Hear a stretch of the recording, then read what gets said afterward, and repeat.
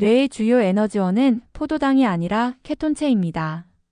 인체에 저장되는 영양소의 에너지 저장 효율은 지질이 탄수화물보다 5배 내지 6배 높다고 하였습니다.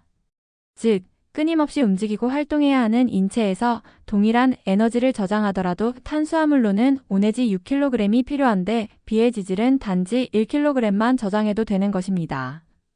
이것은 탄수화물이 1g당 4kcal를 생성하는데 비의 지질이 1g당 9kcal, 즉 2.2배를 낼 수 있기 때문입니다. 뿐만 아니라 탄수화물은 1g이 저장될 때 2 내지 3g의 물이 함께 저장되어야 하지만 지질은 1g이 저장될 때 단지 0.1g의 물이 필요할 뿐입니다. 추운 겨울에 먹을 것이 없을 때 인체에 저장된 지질이 방출되어 세포의 에너지원으로 쓰입니다. 뇌는 지질을 바로 쓸 수가 없기에 지질은 간으로 이동하여 케톤체라는 형태로 바뀝니다. 공복 상태에서 케톤체는 뇌가 사용하는 에너지의 70%를 공급하게 됩니다. 이러한 사실은 1945년 이후부터 진행된 실험들을 통해 알려지게 됩니다. 비만인을 대상으로 한 치료적 단식에 대한 개념은 1945년까지만 해도 명확하지 않았습니다. 인체에 저장된 탄수화물은 단지 300 내지 400g으로 반나절이면 고갈될 정도로 적었기 때문입니다. 당시의 뇌의 에너지원은 포도당뿐이라고 생각하고 있었습니다. 단백질 1g이 포도당 0.5g으로 변환이 된다 하더라도 인체의 중요한 구조물인 단백질을 분해하여 에너지로 장기간 사용할 수는 없습니다. 이런 문제들에 대한 의문이 해결된 것은 지적인 비만인들이 5주 이상 단식하는 연구가 진행되면서입니다.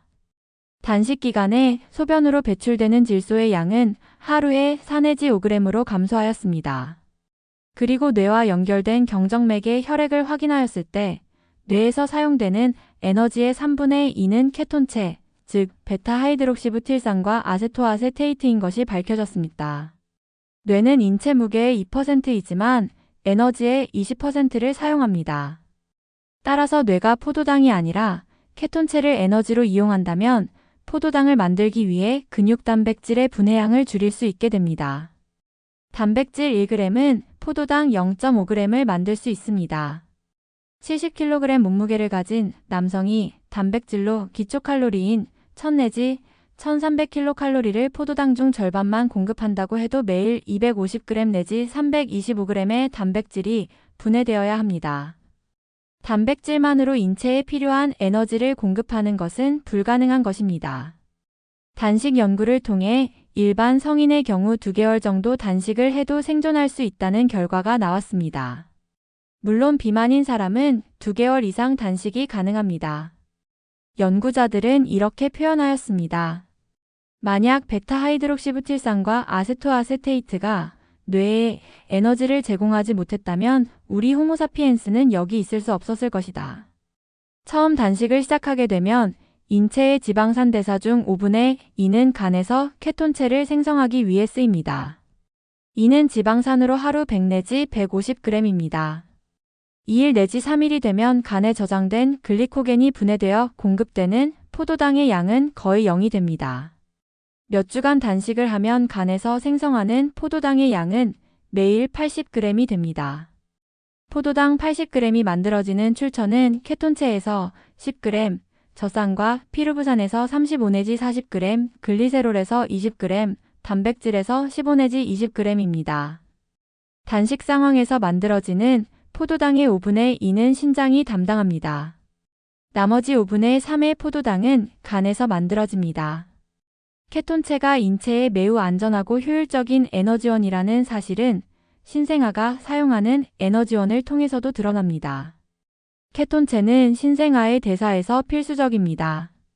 아기가 태어나면 혈중 포도당 수치는 급격하게 떨어지는 반면 케톤 수치는 2에서 3mm몰로 급격히 증가합니다. 신생아의 뇌가 사용하는 에너지는 신체 전체가 사용하는 에너지의 60 내지 70%나 됩니다. 신생아 뇌가 사용하는 에너지의 절반은 케톤체가 담당하는 것입니다. 즉, 인체는 태어나면서부터 케톤을 주요 에너지원으로 합니다. 태어난 후 2 내지 3일 동안 젖의 유당 농도가 올라가고 케톤체는 점차 줄어들기 시작합니다. 다른 동물들에 비해 인체는 태어날 때 체지방을 많이 가지고 있는데 그 주된 이유는 뇌가 크기 때문으로 추정됩니다.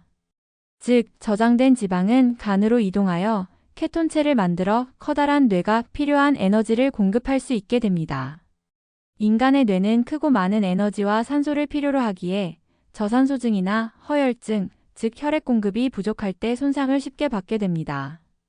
많은 연구들에 의하면 케톤체는 저산소증이나 허혈증의 위험을 완화시켜줍니다. 임신성 당뇨병 및 정상분만 중 태아 및 신생아의 케톤체라는 논문에서는 313명의 산모를 대상으로 태반과 제대열의 케톤체 농도를 보고하였습니다. 분석 결과 인체의 대사에 이용되는 대표적인 케톤체인 베타하이드록시 부틸산은 임신기간 내내 높은 수치를 보이고 있었습니다. 처음 3달 동안인 임신 1기에는 평균 1.9mm몰이었고 다음 3달 동안인 임신 2기에는 2.82mm몰이었으며 임신 3기 동안에는 1.87mm몰이었습니다. 이것은 성인의 경우 2일 정도 단식을 하였을 때의 케톤 수치입니다. 즉, 임신 상태에서 아기의 주요 에너지원 중 하나는 케톤체였던 것입니다. 연구자들은 임신 상태에서 태아의 뇌성장에 포도당과 함께 케톤체가 주요 에너지원으로 사용되고 있다고 결론을 맺고 있었습니다.